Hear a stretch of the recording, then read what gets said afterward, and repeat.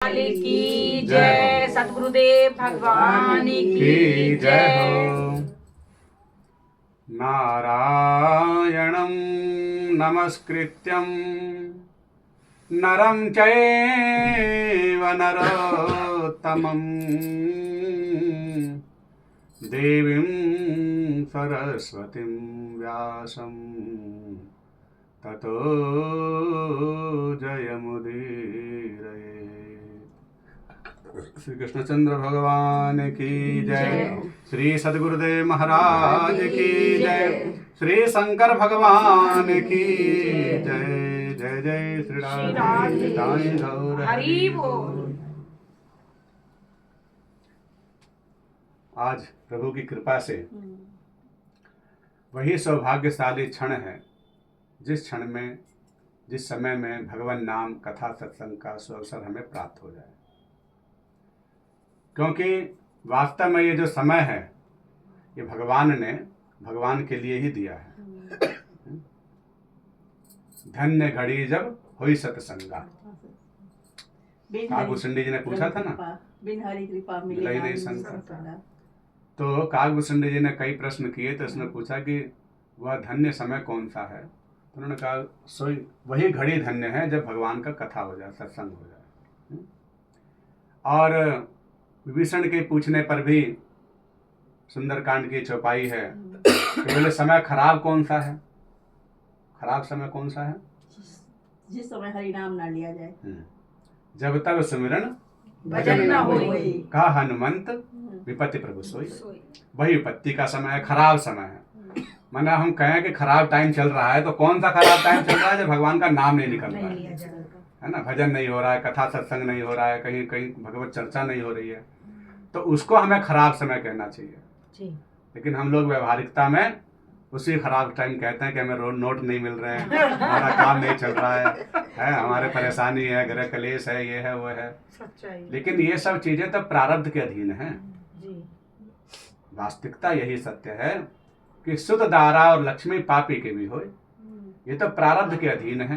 पहले के पूर्व कर्मानुसार ये भोग रहे हैं हम। जो हमारे जीवन में दुख आए ना, दुख एक्सीडेंट है, चोट चपेट है, परिवार में, समाज में, पति से पत्नी से, जो भी, तो ये सब क्या है? बोले प्रारब्ध का भोग है। अब भोग तो भोगने से मिट रहा है ना, खत्म हो रहा है। और कोई कर्जा देने से तो प्रसन्न होना चाहिए। जैसे किसी का 10 रुपया बहुत दिनों से ले रखा है, तो अब जब तक वो टेंशन कब तक होनी चाहिए? जब तक वो कर्जा नहीं चुकाया जा रहा है। लेकिन जब हम कर्जा दे रहे हैं तो प्रसन्न होना चाहिए कि अरे भाई देखो उनका कर्जा चुक गया। प्रवृत्ति भी तो है, दुष्ट प्रवृत्ति तो है हमारी, लेकिन अगर हमें दुख आए तो शुक्र मनाना चाहिए कि हमारा कर्जा निपट रहा है। हाँ, कर्जा निपट रहा है, क्योंकि आज नहीं तो कल मिटाना ही मिटाना है। मिटाना तो है। भगवान कह रहे हैं भोग तो भोगने से ही मिटेंगे। नापी क्षीयते कर्मा कल्प कोटि सतैरपि अवश्यमेव भोक्तव्यम कृतम कर्म शुभाशुभम। किया हुआ कर्म तो भोगना ही पड़ेगा। अच्छे अच्छे ऋषि मनीषी संत महात्मा, सत्संग सुनो बस, हरे कृष्ण, अच्छे अच्छे सत्संग संत महात्मा भी भोग भोगे हैं, तो हम लोग किस गिनती में? कई जन्मों के संचित कर्म हो जाते हैं जो भोगने से ही मिटते हैं। तो इसलिए जब दुख आए तो हमारा क्या क्षण होता है? शुक्र मनाओ भगवान, पाप मिटता है। पाप मिटता है। और जब हमारे को सुख मिले तो क्या होता है? पुण्य क्षीण होते हैं। पुण्य क्षीण हो रहे हैं। तो समझ लो हमारे पुण्यों का भोग मिल रहा है, तो हमें सुख दुख मनाना चाहिए। जब आदमी खुश होता है मेरे कर्मों से मिल रहा है, लेकिन वो कर्मों से नहीं, पहले के किए वो कर्म तुम्हारे समाप्ति की ओर जा रहे हैं। गीता के 10वें अध्याय में भगवान कह रहे हैं तेतम भुक्त्वा स्वर्ग लोकम विशालम क्षणे पुण्य मर्त लोकम विसंति। तेतम भुक्त्वा स्वर्ग लोकम, जब तक उसके पुण्य हैं तब तक वह स्वर्ग में वास करता है। और क्षणे पुण्य, और जैसे ही पुण्य क्षीण होते हैं तो मर्त लोकम, मृत्यु लोक में आ जाता है। तो इसी तरह स्वर्ग लोक का मतलब यहाँ पर भी अगर हमें ऐसो आराम मिल जाए, सुख सुविधा मिल जाए, रोटी कपड़ा मकान मिल रहा है, तो हम स्वर्ग में ही हैं। हमारे लिए तो यही है स्वर्ग नरक। तो स्वर्ग का मतलब सुख, स्वर्ग का मतलब आप कोई लोग मत समझो, स्वर्ग का मतलब सुख, और पाप मतलब नरक मतलब दुख। दुख का ही पर्यायवाची शब्द है दुख, नरक।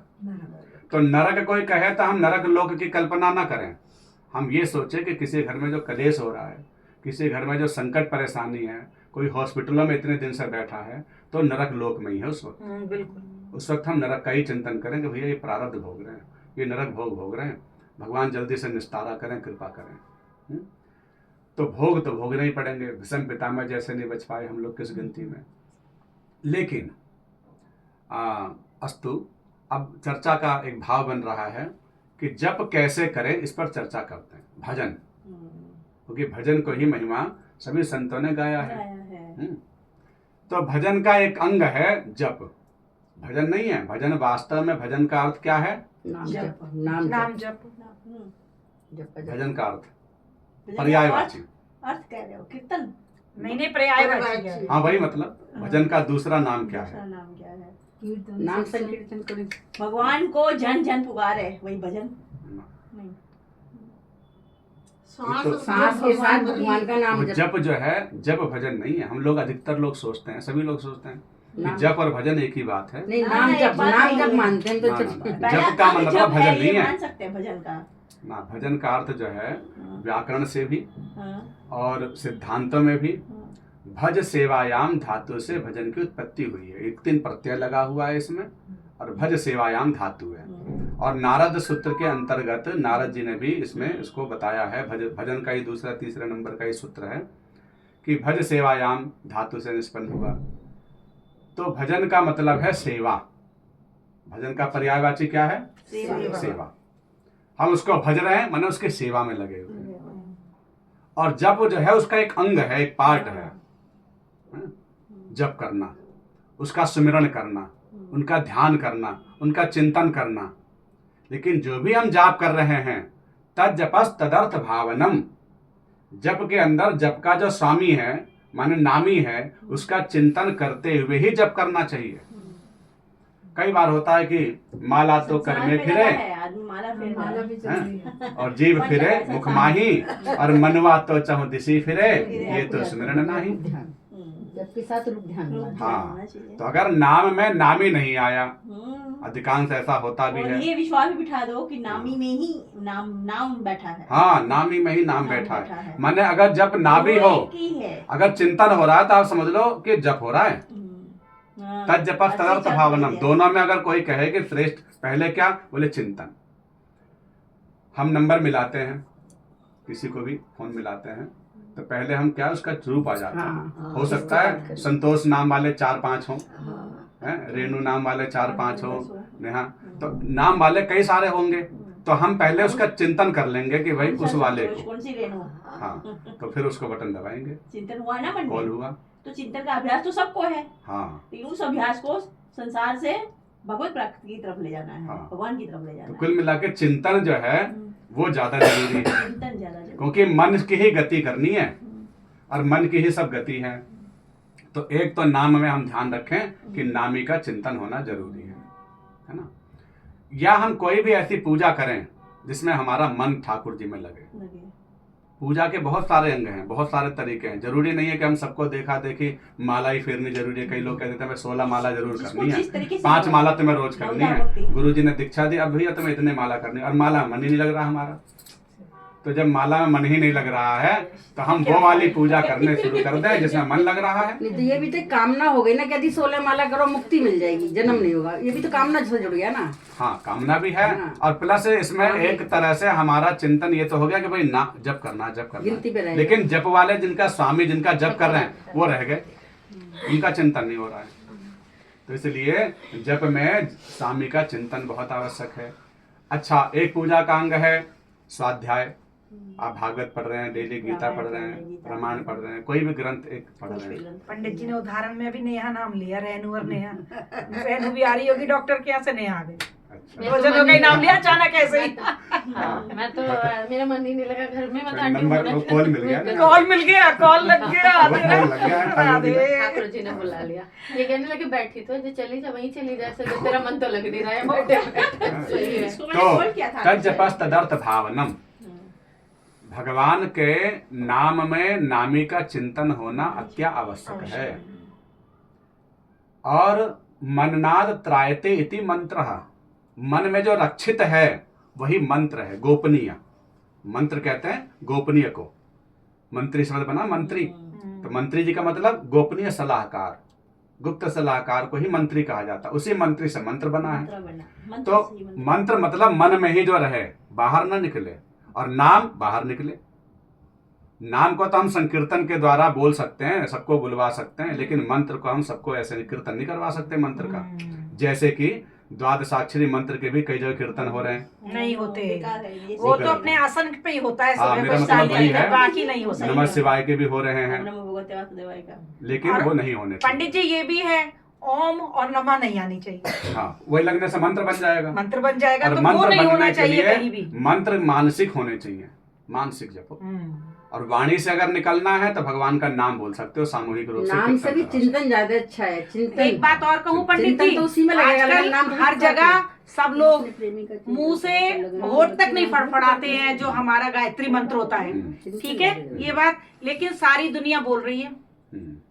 अब सुनो उसके गायत्री बाद में हम्म, 3 प्रकार के जप बताए गए, एक वाचिक, मानसिक, एक मानसिक और एक उपांशु, है ना। वाचिक कहते हैं जो बोलकर किए जाते हैं, गाते हैं।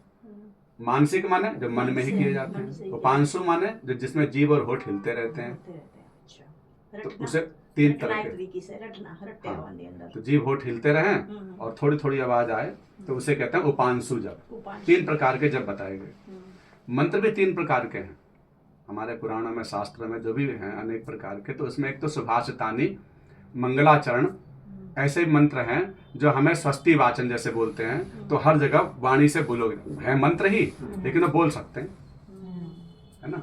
वो कल्याणकारी मंत्र हैं। सुभाषितानी उपदेशात्मक हैं। तो उपदेशात्मक जब मंत्र होगा, ऋतम वद, सत्यम वद, धर्मम चर, तो इसको हम सबके लिए मंगलकारी आशीर्वाद के रूप में बोल सकते हैं। सर्वे भवन्तु सुखिनः मंत्र है, लेकिन ये सबके लिए मंगलकारी है। और कुछ मंत्र क्या है, देवताओं का ध्यान करके उनको आवाहन करना, है ना। तो उन मंत्रों को हमें मानसिक जपना चाहिए, जीभ भी होठ भी ना हिले। जैसे बीज मंत्र हैं, है ना, गायत्री, मृत्युंजय इत्यादि। और एक है जैसे दुर्गा सप्तशती सप्तशती देवी, या स्तोत्र आदि। हाँ। तो उसके लिए लिखा है, सप्तशती में भी लिखे हैं 6 नियम हाँ। कि न बहुत तेज बोले हाँ। और न बहुत धीरे बोले। धीरे भी बोलना है। अच्छा। हाँ, कवच भी। उपांशु, हाँ। उसके लिए उपांशु है उपांशु। कि उसका हम पाठ कैसे करें, उपांशु विधि करें, जीभ होठ थोड़े थोड़े हिले और उसको पढ़ें, थोड़ा थोड़ा बोलते, मध्यम स्वर में पढ़ें, मैं बहुत त्वरित तेज से। तो उसके लिए उस स्तोत्र के लिए नियम बताए गए। और ऐसे ही जप के लिए बताया गया कि मंत्र राज नित जपहु तुम्हारा। अपने गुरु मंत्र अगर किसी ने दीक्षा ली है, गुरु मंत्र लिया है, तो उसको चाहिए कि प्रतिदिन गुरु मंत्र का जप अवश्य करे, चाहे थोड़ा करे, पर ना करने से अपराध लग जाएगा। तो जप जरूर करना चाहिए। माला से अगर हम जप करते हैं तो तुलसी की माला वैष्णवों के लिए सबसे बढ़िया है। सर्वश्रेष्ठ है। और जो शिव मंत्र वाले हैं उनके लिए रुद्राक्ष की माला जप सबसे बढ़िया है। जो शिव के भक्त हैं, शिव मंत्र से दीक्षित हैं। जी जी। और तुलसी की माला से किसका जप नहीं करना चाहिए? शंकर भगवान का। शिव जी, गणेश जी उनका तो का। कर सकते गणेश जी हैं। का। गणेश जी का। गणेश जी का, जैसे गणेश जी का तुलसी नहीं मंत्र, चढ़ती ना, देवी का और गणेश जी का हाँ, देवी का भी कर सकते कर हैं। सकते हैं, बस गणेश जी का हाँ, गणेश जी को तुलसी का चढ़- विशेष रूप से नारायण को प्रिय बताया कहानी नहीं, गणेश जी की है ना। और रुद्राक्ष के मंत्र से कोई भी ऐसा मंत्र नहीं है जो नहीं किया जा सकता हो, कोई स्टोरी है। कोई नियम नहीं है। मैंने रुद्राक्ष के मंत्र से तो सभी का जप किया जा सकता किया है, जा सकता है, लेकिन तुलसी से हर किसी का। लेकिन तुलसी की माला ठाकुर जी के ही लिए यही विशेष। विशेष। नारायण भगवान हो गए, राम कृष्ण, हाँ, राम बस कृष्ण ये नारायण एक है जो भी तीनों। हैं। हाँ, वही। विष्णु तो भगवान क्या ये होता ध्यान रखना चाहिए, जब कैसे करना चाहिए हाँ। इसको भी हमें समझना अच्छा, चाहिए, ये जब की विधि, बहुत जरूरी है पंडित है ना। जी, तो समझना। तो जब जो है अगर हम माला से करते हैं, जी। माला है माला हाँ तो लाओ जरा थोड़ा सा सबको ज्ञान मिल जाएगा। हाँ ऐसे- सुमेरु का ध्यान रखो। तो माला अगर हम जब करें, देखो कर माला अगर करते हैं तो कर माला के भी एक नियम होता है, जो कि कर माला जो तुलसी माला से श्रेष्ठ बताई गई है। कर माला की महिमा उस माला से श्रेष्ठ है, ये नहीं रखे लेकिन कर लेकिन माला कर माला की भी एक कर विधि माला है। कौन सी है, पंडित हाँ, जी? कर माला हाथ से हो हाथ सकती हाथ से है। जैसे हाँ। 12 नंबर 108। नहीं, 12 नंबर 108 नहीं, ये तो लोग करते ही हैं, लेकिन इसका माला का विधान क्या है, क्योंकि कठिन है, इसका भी अभ्यास करना पड़ेगा, सीखना पड़ेगा, तब आएगा कर माला। अगर हम करमाला गलत तरीके से करेंगे तो दोष लगेगा। उससे अच्छा है कि हम या तो बिना गिनती के करें, बिना गिनती करो वही है। सबसे बढ़िया। अगर हम निष्काम कर रहे हैं भैया वैसे ही जप लो जितना हो जाए। घमंड आता है इसमें भी। हाँ। भाई हमने तो इतनी कर ली, हमने इतनी कर ली, तो लेकिन इसलिए भगवान नाम पे छोड़ दो, गिनती करना काम ठाकुर जी आपका है और हम तो बस जप रहे हैं, आपको आप स्वीकार करो। हमसे लोग गिनती होती है तो कहते जाते हैं। तो श्वास सांस में उनका सिमरण करते रहो, नाम जप करते रहो, सीताराम सीताराम सीताराम, हरे कृष्ण हरे राधे कृष्ण। राधे। सबसे बढ़िया तो ये है। और अगर हमें माला से ही जपना हो, वो भी गुरु मंत्र को अथवा कोई मंत्र हो जिसमें ओम लगा हो और हमें जपना हो, तो उसके लिए माला से ही जपना चाहिए। मंत्र को मानसिक नहीं जपना है, चलते फिरते उठते बैठते खाते पीते, अन्यथा अपराध बन जाता है। तो अगर माला से जपें, पहले कर माला ही बता दें एक बार है। पहले तो कर माला कैसे करनी चाहिए? कोई भी जल पात्र लेकर के ही जप करना चाहिए। माला जपने से पूर्व एक नियम है, क्योंकि विधि होती है मंत्र के लिए, तो उसके लिए हमें जल पात्र रख करके ही जप करना चाहिए, आसन पर बैठ कर ही जप करना चाहिए, सुखासन की मुद्राएं पलोथी मार के ही जप करना चाहिए, पैर लटका के नहीं बैठना चाहिए जप के लिए, है ना। अगर कुर्सी आदि पर बैठे, मजबूरी हो तो संभव हो तो पलोथी मार लें, अन्यथा चलो वो भी ना हो तो किसी आसन आदि के ऊपर पैर रख लें। जमीन के ऊपर पैर रखने से इंद्र आदि देवता फल हरण करते हैं, ऐसा कहा गया है ना। तो ऐसा करें। मस्तक पर तिलक जरूर होना चाहिए जब से पहले, है ना। अगर शून्य मस्तक करेंगे तो उसका भी लाभ नहीं है। स्त्रियां हो तो सिर ढक कर करके करें, और पुरुष हो तो शिखा अपनी हो तो बांध कर करें, है ना, शिखा बंधन करके। उसके पश्चात जल को पहले लेकर के थोड़ा सा अपने हम इस अनामिका के इस पोरू पे जल लगाना चाहिए, है ना। ये सूर्य की उंगली मानी गई है ग्रहों के अंदर। ज्योतिष शास्त्रों में ये सब जो उंगलियां हैं, ये ज्योतिष शास्त्र के अंदर ग्रह हैं। जैसे पहली उंगली बृहस्पति के प्रतीक है, दूसरी उंगली शनि के प्रतीक है, तीसरी उंगली सूर्य, और तीसरी चौथी चंद्रमा की भी और बुध की भी, है ना। और अंगुष्ठ मात्र शुक्र। और राहु का स्थान यहाँ होता है, केतु का स्थान यहाँ होता है, मंगल का स्थान हमारे जीवन रेखा के अंतर्गत होता है। इस तरह से हमारी सब ग्रह जो हैं इन कर के हाथ में है। और मानव कर में ही ग्रहों को क्यों बिठाया? भगवान कहते तुम परिश्रम करो ना, हाथ ये हमारे क्या सब रेखाएं इसमें बनाई। बोले कर्म की रेखा है, इसको बनाने वाला भी इंसान स्वयं है, तो इसको मिटाने वाला भी इंसान स्वयं है। ऐसा भी कोई ना समझ ले कि मिटेंगे ही नहीं है। मिट सकते हैं। कैसे मिटते हैं? बोले कर्म से ही कर्म करते हैं, लेकिन हल्के फुल्के कर्म होंगे तो कट जाएंगे। और कुछ कर्म जटिल पत्थर की लकीर वाला तुमने बहुत जानबूझ के ही किया है, तो ये वो तो भोगने अनजाने में पूजा पाठ से कम तो हो सकते हैं ना। हाँ, अनजाने वाले मिट जाते हैं। और कुछ चीजें ऐसे होती हैं जो थोड़ी मिट जाती हैं, थोड़ी रह जाती हैं। जैसे कि दवाई जो है, कुछ लोग ऐसे होते हैं एक खुराक खाई आराम मिल गया, तो उसका कर्म इतना ऐसा ही था। और कुछ लोग ऐसे होते हैं जो दवाई 2, 4, 5, 10 खुराक खाएंगे, बहुत दिन खाएंगे, तब जाके थोड़ा आराम मिलेगा। कुछ ऐसे होते हैं जो जीवन पर्यंत दवाई खाते हैं, फिर भी आराम नहीं मिलता। तो ये सब अपने अपने अब आजकल तो जन्म से ही है। जन्म से क्या, जन्म से पहले से ही दवाई शुरू हो जाती है। जन्म से पहले से तो ना कहीं, अब तो शुरू हुई है सारी।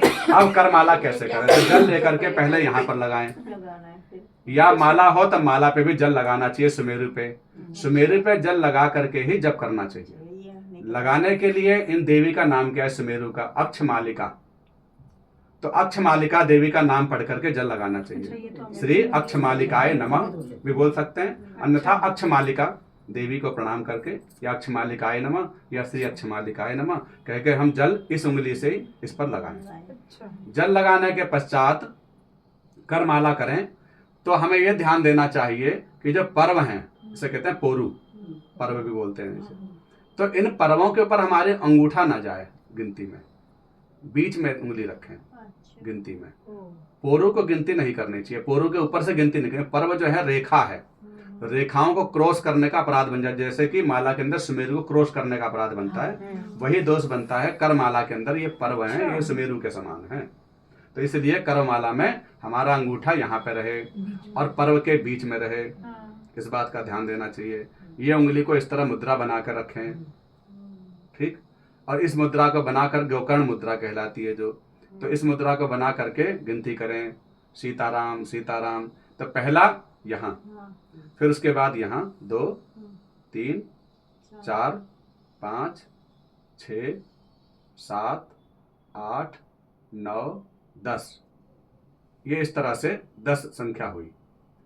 फिर दोबारा समझ लें, अनामिका के मध्य पर्व से शुरू करके फिर उसके बाद कनिष्ठा उंगली से चले और कनिष्ठा उंगली के तीनों पर्वों के बाद फिर ऊपर ऊपर वाले पर्व हैं सबको करके तर्जनी उंगली के फिर नीचे वाली लाइन तक, तीसरी लाइन तक विश्राम और करें। शनि की उंगली तो रह गई 2 नीचे वाली। हाँ, तो ये तो हुआ 10।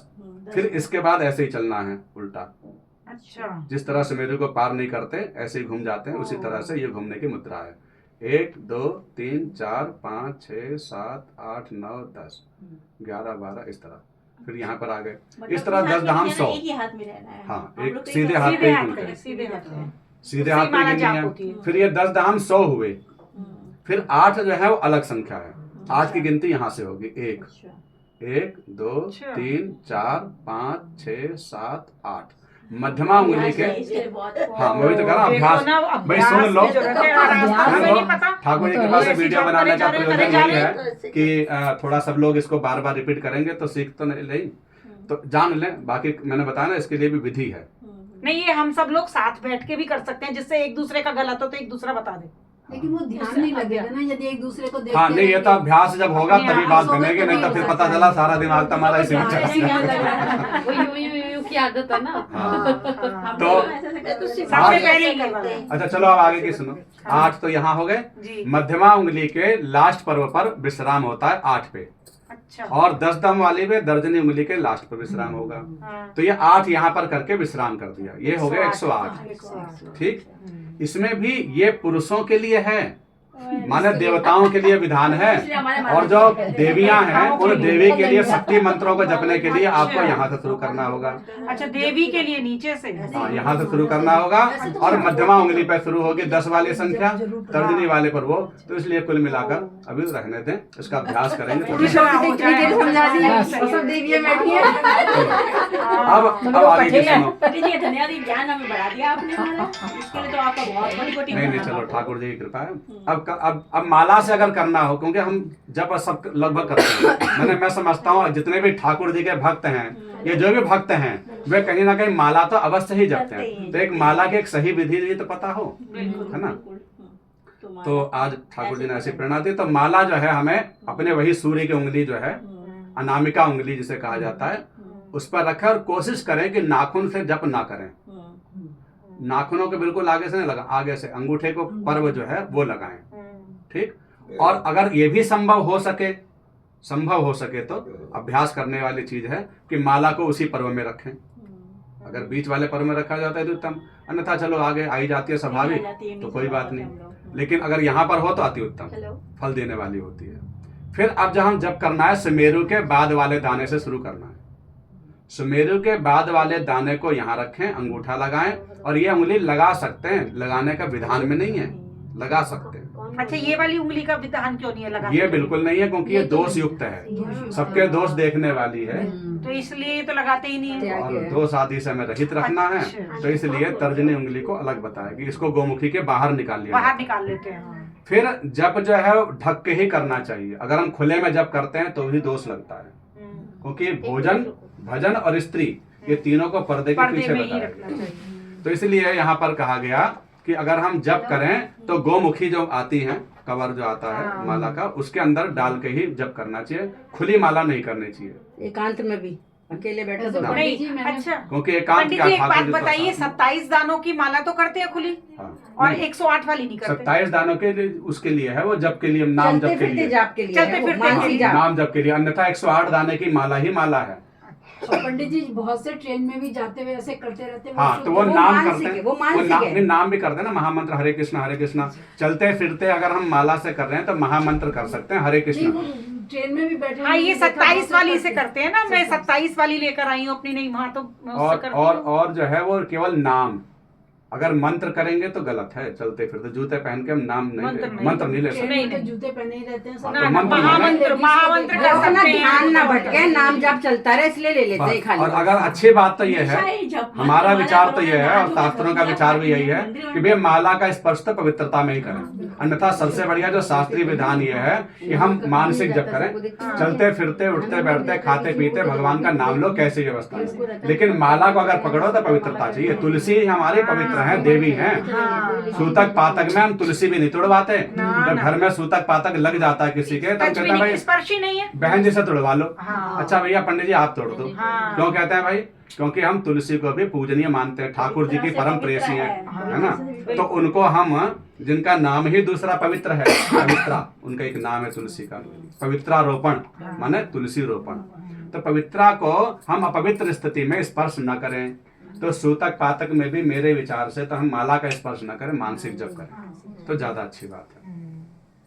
अच्छा, तो हम तुलसी को इस तरह पकड़ें और तुलसी के सुमेरु के अगले वाले दाने पर उंगली रख करके इस पर चलें और फिर अपना सीताराम सीताराम करते कराते 108वें दाने पर लास्ट पे आगे सुमेरु से पहले, क्योंकि ये सुमेरु 109वां दाना होता है।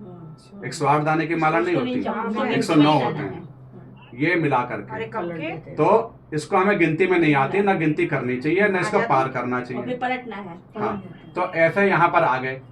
यहाँ पर आने के बाद इसको पार ना करें, इसको यहाँ पर फिर ये उंगली का सहारा लें, मध्यमा का, दोनों उंगली इस तरह लगाएं और फिर उसके बाद यहाँ ऐसे घुमा लें, है ना। और फिर ओम इंद्राय तैयारी कर ले। तो इस तरह से चलते रहें। फिर हवन पे बैठ जाए। फिर से समझ लें, यहाँ पर आ गए और यहाँ आने के बाद फिर जो है यहाँ पर उंगली दोनों लगाई और दोनों लगाने के बाद इस तरह से घुमा लेनी चाहिए। सुमेरु को पार ना करें, फिर ऐसे चलते रहें। इस तरह से जितनी माला हम करना चाहें कर सकते हैं। पंडित जी सुमेरु को पार क्यों नहीं करते? हाँ, सुमेरु पर्वत है। तो सुमेरु को यहाँ पर ये भाव दिया गया कि हम कोई भी माला जो है जब हम कर रहे हैं, आवृत्ति कर रहे हैं, ठाकुर जी का चिंतन कर रहे हैं, आवरण कर रहे हैं, तो हम कहीं भी एक मर्यादा में रहें। जप में भी एक मर्यादा है, अभी माला जप करने की मर्यादा है। तो मर्यादा की रेखा बनाई गई, किसी ने किसी को निमित्त तो बनाई नहीं। तो ये मर्यादा की रेखा एक तरह से, और ये हमें शिक्षा देते हैं कि भैया मर्यादा में रह करके जप करें, आवरण में रह करके जप करें, जप को छिपा करके रखें, भजन राखिए गोय, अपना भजन छिपा करके रखें। मैंने कुछ ना एक मर्यादा बनाई, तो सुमेरु को एक नाम दे दिया कि भाई आप इसको पार ना करें, माने एक मर्यादा में रह करके ही जप करें। जप भी करें, भजन भी करें, तो इसमें एक मर्यादा है, एक नियम है, एक विधि है। उसको हम ऐसा ना सोचें कि हर स्थिति में करना है, तो अपना चित्त दिया है हर स्थिति वाला। हमारे यहाँ तो सब माला नहा धो के करते थे, तो मैंने इस्कॉन वालों को ज्यादा देखा है चलते फिरते। हाँ, तो ठीक है, अपना अपना भाव है। तभी सब भी करने लगे, देखा देखी भी होती है। लेकिन उचित यही है कि हम पवित्रता के साथ पवित्रता के साथ होके साफ वस्त्र से ही पूजा करते हैं, माला जपते हैं, उसके बाद नहीं। हाँ। अब जब हम पूरा कर लें जब, तो क्या करें? जब करने के बाद पुनः जल लें, पुनः जल लगाएं सुमेरु पे। अक्षमालिका नाम, हाँ, शुरू में भी लगाना है और लास्ट में लगाना है। तो अक्षमालिका देवी का नाम लेके श्री अक्षमालिकाय नमः कह के जल लेकर इसके ऊपर सुमेरु पर लगाना चाहिए। ठीक, उसके बाद हम इसको विश्राम करके रख दें। माला जप की विधि क्या है? माला हमेशा हृदय के पास रखकर जपनी चाहिए। मुझे ऐसा भी ना हो कि हम पैरों पे लगे। यही मैंने ऐसे करके कर रही, हाथ दुख गया। वो बोले आपका हाथ दुख गया होगा इसीलिए आपने ऐसे रख लिया, लेकिन नहीं, एकदम गुस्सा होकर बोले मेरे को कि हृदय से नीचे नहीं उतारनी आपको, तभी तो थैली सही रहती है। पर तो मैंने कहा देखो कृपा कर अब दिया। अगर हमारी माला जो है अगर पैरों पे लग गई तो अपराध बन जाएगा।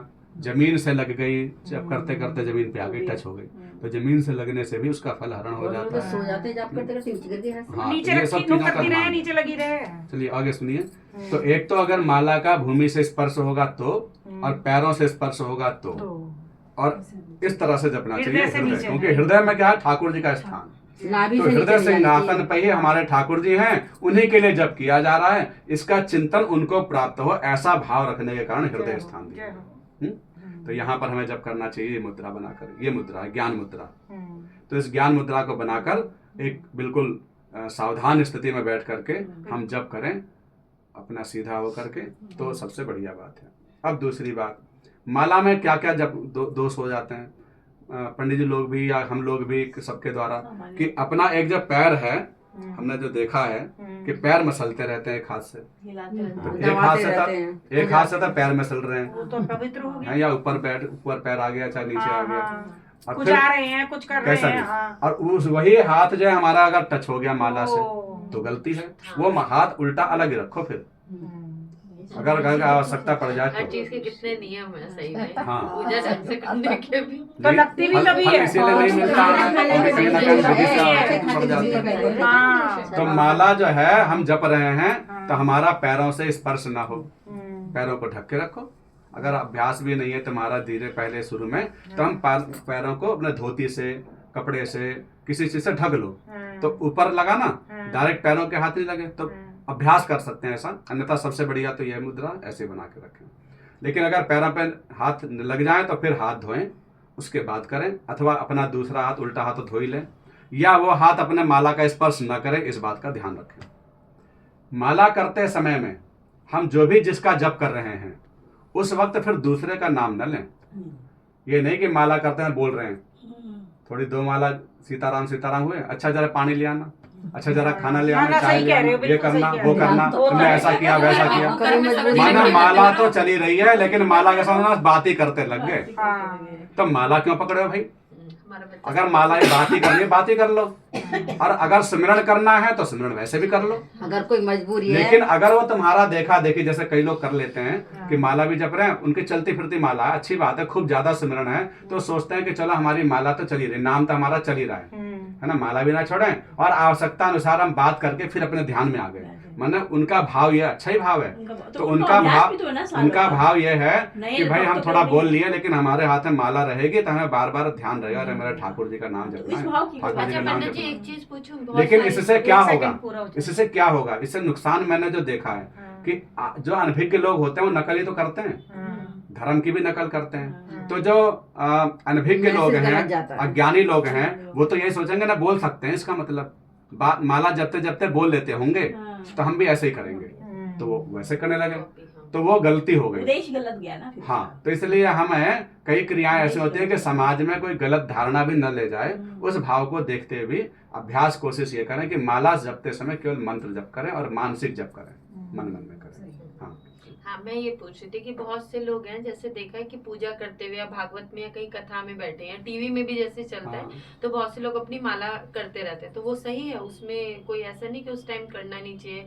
जैसे आपने कंसंट्रेशन की एक बात बताई ना, है ना, तो मैं उससे पूछू कि वो सही है कि? बढ़िया बात पूछी। तो उसमें क्या है कि सुनिए पंडित जी, इसमें भी एक बात आपको बताऊं, आप टीवी में हम भागवत लगाती हूँ, ठीक है, हम नहीं जा पा रहे इतनी दूर, तो हम वही वैसी आसन बिछा कर अपना उसी तरह माला करती हूँ मैं, बराबर की मैं वही बैठी हूँ अपनी।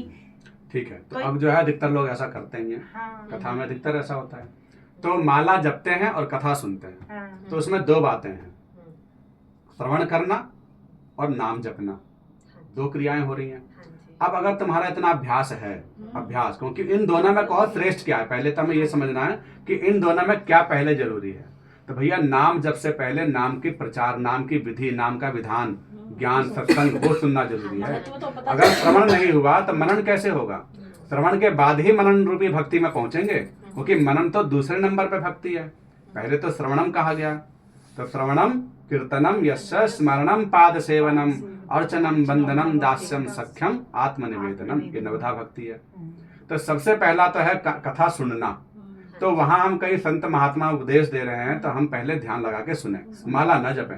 हाँ जी, क्योंकि 2 चीजों में कंसंट्रेशन कैसे होगी आपकी? बिल्कुल। और या अगर तुम्हें इतना अभ्यास है तो ठीक है भैया, माला चल रही है, तुम ध्यान भी लग रहा है, तुम्हारा ठाकुर जी में तो कथा चल रही है, ध्यान लग रहा है, ठीक है, अभ्यास जिसका है, क्योंकि अभ्यास जिसका होगा ना तो अंदर अंदर सुनने भी चलता रहेगा और वो कथा भी सुनेगा। भाई जैसे कि हम लोग खाना बनाते समय और काम कर लेते हैं, या अभ्यास हो जाता है, काम करते करते जैसे देखती थी ना, तो मैंने कहा ये 2 काम होते कैसे? भाव भी प्रधान है, 2 काम तो आजकल एक ही है ना, ये हो जाता है। नाम आज के समय में मैं देख रहा हूँ हर लाइन में 2 काम हो रहे हैं, बाइक चला रहे हैं, भीड़ लगा रखी है, गाड़ी चला रहे हैं, मतलब हर चीज में मैं देख रहा हूँ, काम कर रहे हैं, मोबाइल भी लगा रखे हैं, सुन रहे हैं, और बात भी कर ले रहे हैं, और अपना वो भी कर ले रहे हैं, टाइपिंग का काम भी कर ले रहे हैं। मैंने अभ्यास है तो ठीक है भैया, अभ्यास है तो कर लो, लेकिन वास्तविकता में अगर कहो 2 में से क्या करना, तो पहले तो वही काम है जो कर रहे हो। एक काम करोगे तो ज्यादा अच्छे मन से करोगे। तो सत्संग में मन लगा लेना ये सबसे पहले जरूरी है। ऐसा ना हो कि हम नकल करके माला जपने लग जाएं और कथा में पता ही नहीं चला, बाद में कोई पूछे भैया क्या सुना है, पता ही नहीं, बस माला में हमने कर ली। माला तुम कैसे करोगे उसकी विधि तो वही पता नहीं। पहले नंबर की चीज है कथा। अगर सत्संग ही नहीं मिलेगा तो क्या करना चाहिए क्या नहीं करना चाहिए, पूजा किस विधि से करना चाहिए, तो मैं कैसे पता चलेगा? मंदिर तो रोज जा रहे हैं, लेकिन मंदिर कैसे जाना चाहिए, मंदिर में क्या करना चाहिए, वो तो पता ही नहीं है।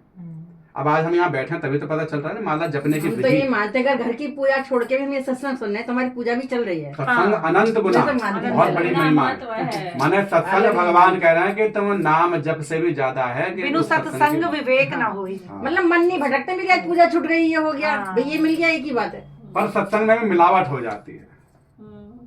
सत्संग भी कई बार होता है, इधर उधर की चर्चाएं बहुत सारी हो जाती है, सत्संग नहीं होता। तो हमें विशुद्ध सत्संग ही श्रवण करना चाहिए, जो शास्त्र सम्मत है, जो भगवत चर्चा हो, या भगवान के भक्तों की चर्चा के माध्यम से उदाहरण भी देना हो तो भक्तों की चर्चा से, या किसी के घर में भी अगर हम कुछ बता भी रहे हैं, उनको उदाहरण देने पड़ते हैं, समाज को जैसा देखते हैं, लेकिन उसका उद्देश्य वही हो कि हमें उसे किसी तरह से जीव को भगवान में लगाना है। भगवान में लगाने के लिए उदाहरण दिए जाए तो उदाहरण भी धन्य है। अच्छा पंडित जी, एक बार जैसे सत्संग सुनते रहते हैं भागवत, और लोग बेड पे बैठे खाना भी खाते रहते हैं, तो ये उचित है? बेड पे तो वैसे ही ना खाना चाहिए, सत्संग की तो बात अलग। नहीं नहीं, बहुत आजकल हाँ। के जो चली जाएगी। बताएंगे पंडित देखो, जो टीवी और मोबाइल में या फेसबुक पे किसी भी तरह से हम जो कथाएं सुनते हैं, एक तो कि अगर हम सामने सुनते हैं तो उसकी एक मर्यादा, उसकी भी एक विधि है उसको तो कि कोई तल्लीनता से सही बैठ करके सही आसन पर गुरु जी के नीचे बैठकर प्रणाम भाव से, श्रद्धा भाव से कथा सुने। अगर हम मोबाइल और इन सब के माध्यम से कथा सुन रहे हैं तो वो श्रद्धा तो नहीं बन पाएगी जो सामने बैठने पर बनती है। श्रद्धा में अंतर हो गया, और श्रद्धा से ही कथा का फल मिलता है। फिर कथा का फल तो नहीं मिलेगा, हाँ आपको ज्ञान मिलेगा जो आपने कानों में पढ़ रहा है, और फिर इधर उधर मन नहीं भटकेगा और हम सोचते हैं भाई चलो टाइम बेकार नहीं गया, इतना टाइम सार्थक हो गया, कथा सुन ली, इतना हमारे पास है नहीं कि हम सब कुछ अपने घर के कार्य को, कर्तव्यों को छोड़ करके भी नहीं जा सकते, तो हम दोनों काम कैसे करें। तो उस स्थिति में इन सब चीजों का प्रयोग करके हम कथा सुने, सबसे अच्छी बात है। लेकिन मर्यादा क्या है? मर्यादा यह है कि अगर संभव हो सके तो हम पवित्रता के साथ, स्वच्छता के साथ, टीवी एक संत थे, टीवी में जब कथा शुरू होती थी तो वहीं दंडवत प्रणाम करते थे, क्योंकि भगवान का चित्रपट है ना वो, तो भगवान तो हमारे सामने आ गए, गुरुजी तो आ गए, बोले गुरुजी को देख करके अगर दंडवत नहीं हुआ जीव तो फिर क्या। हाँ, तो रामायण चलती थी तो पहले हाँ, प्रणाम करते तो थे। वो भाव बनाना अच्छी बात है। लेकिन अगर चलो उतना भी नहीं हम कह रहे हैं कि उठते बैठते खाते पीते कैसे भी भगवान की कथा नाम पढ़े, तो न होने से अच्छा, न होने से, है ना भाई। कुछ जो ऐसा पता चला हम ज्यादा कह दें, वो उतना भी नहीं करेंगे, तो उतना भी नहीं वो तो करेंगे। ये टाइम नहीं होता, तो हम क्या करते हैं, सब्जी काटनी है, मटर छीलने लेके बैठ ये गए, अच्छा है। हाँ। अब हम भी तो क्या गाड़ी में सुनते हैं या कहीं चलते फिरते सुनते हैं, जब टाइम मिल जाए, तो इसलिए कथा हमें जैसे मिल जाए समय वैसे सुने। लेकिन एक शंका है मेरी, तो माला हमेशा ऐसे हटती है, बच्चे जाते होते हैं अच्छा, माला के भी और तरह है? हाँ, तो जो माला अगर पूरी होने के बाद कर सकते हैं बात, कोई बात कहनी है तो सुननी भी है। हाँ, बाद में पूरी माला थोड़ी माला कर लो, 16 माला मत करो। मेरा भाव यह है नहीं, एक अगर माला एक करो, सुबह लेकिन को एक माला में हम जो हमने यहाँ पर उंगली रख दी, कौन कर सकता है? संसारी आदमी। यहाँ उंगली रख दी, एक स्थिति में तो एक यहाँ रखने का मतलब है कि अब तुम्हारा कंटिन्यू जब चलना चाहिए, कंटिन्यू। हम अनावृत। बोले भी नहीं, खाली सुन ले, बात क्या कह के जाना है, सुन सकते हैं। देखो कहीं से भी ये खंडित करती है, नहीं, खंडित नहीं, करती है ये कोई सब काम चीजें। जरूरी भी होता है। हाँ, खंडित करती है ये भी। अभ्यास यही करना चाहिए कि हम नाम जब सुमिरन करें 5 मिनट करें, लेकिन 5 मिनट भगवान को देते हैं। जैसे कि माता पिताजी हमसे आशा रखते हैं कि बेटा 2 मिनट आके बैठ जाओ पास में, कुछ चाहिए नहीं, लेना देना कुछ नहीं, बस आके बैठो, हाल चाल पूछ लो। अब उसी टाइम हम ना काम करने लग गए और मोबाइल भी देख रहे हैं और सोच रहे हैं आ गए, बैठ तो गया आपके पास, अब मोबाइल में अपना काम कर रहे हैं, तो कहीं ना कहीं माता जी को अच्छा नहीं लगेगा। समय तो दिया, लेकिन केवल मेरे लिए नहीं दिया। तो भगवान के मंदिर में भी गए, लेकिन काम अपना फोन पे मिलना जुलना, किसी से बातचीत करना, वो भी काम चल रहा है, तो उतनी प्रसन्नता तो नहीं होगी, उसे हम श्रद्धा नहीं कह सकते। जैसे एक आपने कहा एक साथ 2 काम, तो एक साथ 2 काम कर रहे हैं तो सामने वाले को, भगवान जी को अच्छा नहीं लगेगा, है ना, क्योंकि वो कुछ लोग मानते हैं सुंदरकांड चल रहा है, सुंदरकांड सुनना है काम से, हम माला भी करें, मेरे दोनों काम हो गए, लेकिन काम तो एक ही हो पाएगा। हाँ, तो 2 अच्छी बात व्रत है कि जैसे हम एक साथ 2 दान नहीं लगते, 2 व्रत नहीं लगते, वैसे हो गया ना। वही बात है। तो अगर हम, अच्छी बात है कि सेवा वाला काम में सेवा कर लें, माने दोनों काम अगर भगवान के ही हैं, माता जी के पैर दबाने भी हैं और माता जी के लिए पानी भी लाना है, माता जी के ही सब काम है, तो फिर तो ठीक है।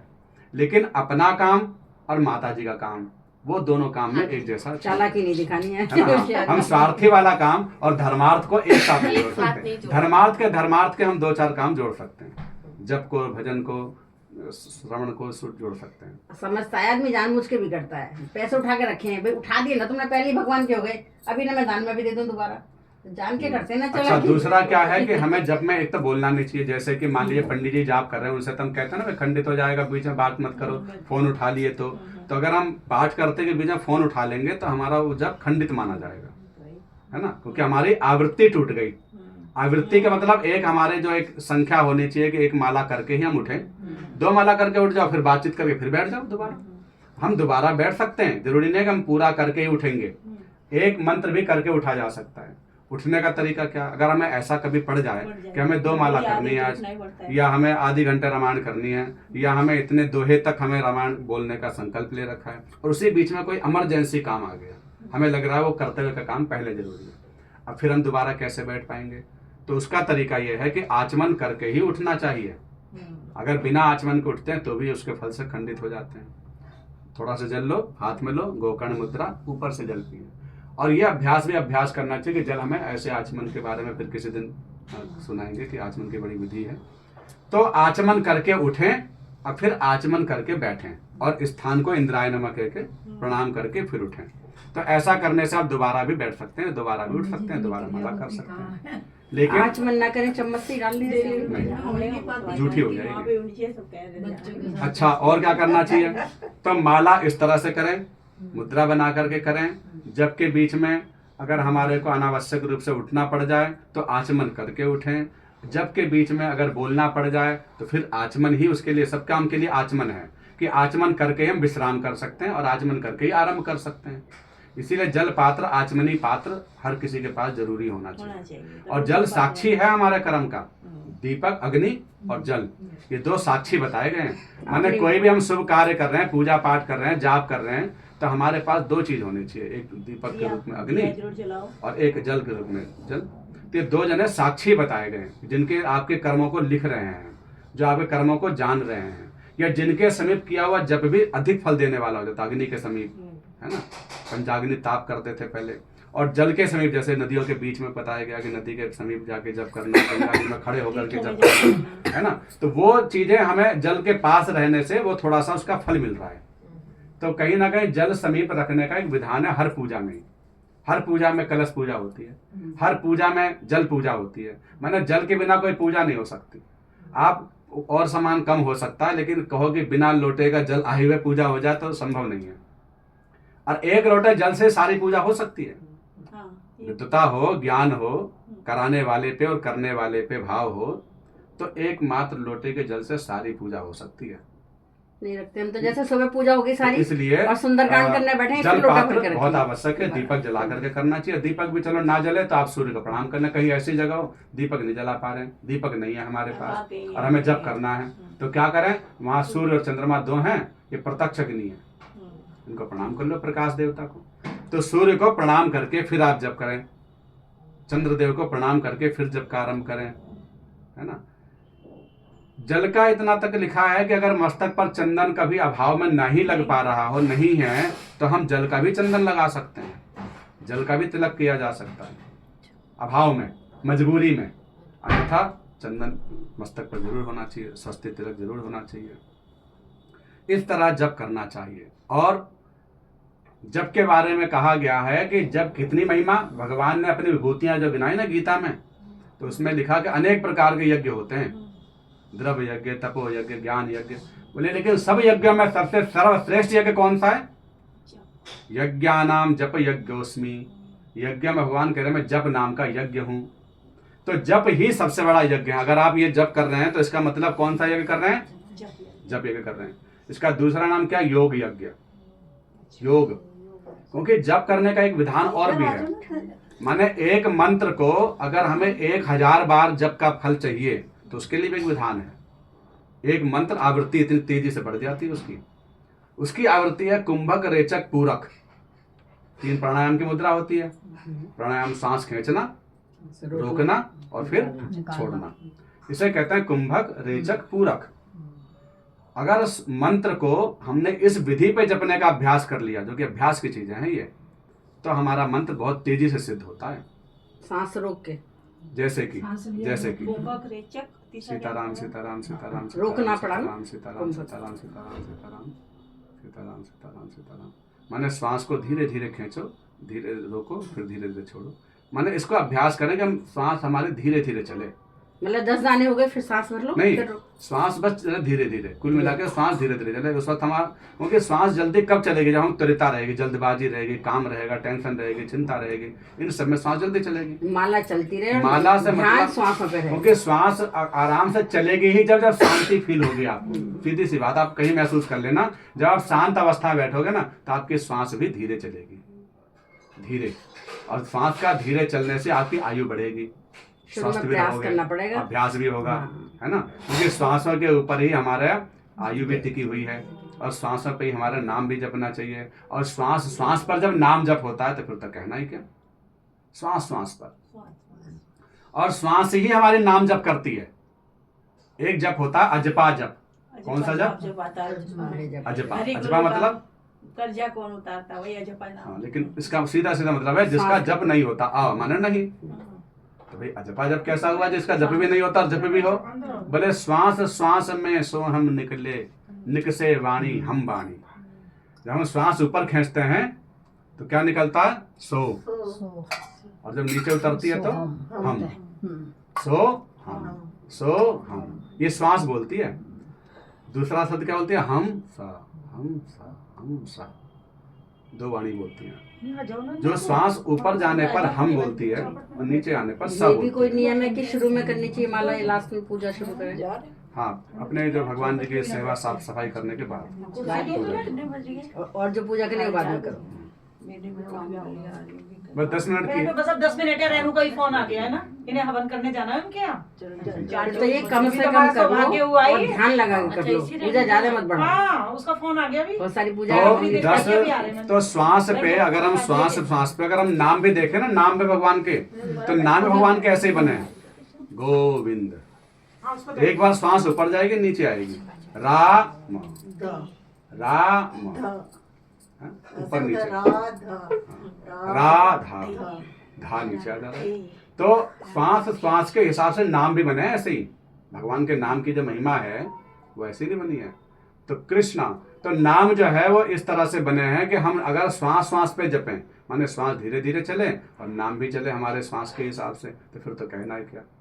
और कुछ जो ज्यादा मंत्रों को सिद्ध करने के लिए तो योगी लोग योग साधना में है ये बातें कि वो हर श्वास के चलने में, रोकने में और फिर छोड़ने में, तीनों में बोलते हैं। जैसे गायत्री मंत्र को भी विधान है कि पहले उसको मंत्र पढ़ते हुए खींचो, फिर रोको, फिर छोड़ो। तो ये सब अभ्यास है। लेकिन कुल मिला के नाम जप में हमें अभ्यास करना चाहिए कि नाम हमारे और कुछ ना बोलें, कुछ और चिंता ना करें, और अस्पृश्यता का भी विचार करें कि अपवित्रता के साथ हाथ पैर हमारे जमीन पर न लगे, है ना, भूमि पर न लगे, गंज की चीज न छुएं। उस वक्त हम स्पर्श का विचार करके फिर माला जप करें तो माला से फल मिलेगा, अन्यथा वैसे ही जप कर। बोलो बीच कृष्ण में कहीं भगवान बोलना की। पड़ गया तो दोबारा शुरू कर सकते हैं, फिर शुरू से। अगर खंडित हो गए तो फिर शुरू से कर लो, फिर शुरू से कर सकते हैं माला। अगर बीच दाने बोलना पड़ गया तो उसको नेगलेक्ट कर दो, दोबारा फिर शुरू कर लो। हाँ, अगर या तो शुरू से कर लो, लेकिन लेकिन वो जब भी शुरू करो तो जल लगना चाहिए इसमें। आचमन तो करना ही करना है। आचमन करना है और जल लगाना है। जल लगाना है। आचमन करने वाला अलग रखा जाएगा, काम लोटा करो। अलग रखा जाएगा। उसको कर देना जरा।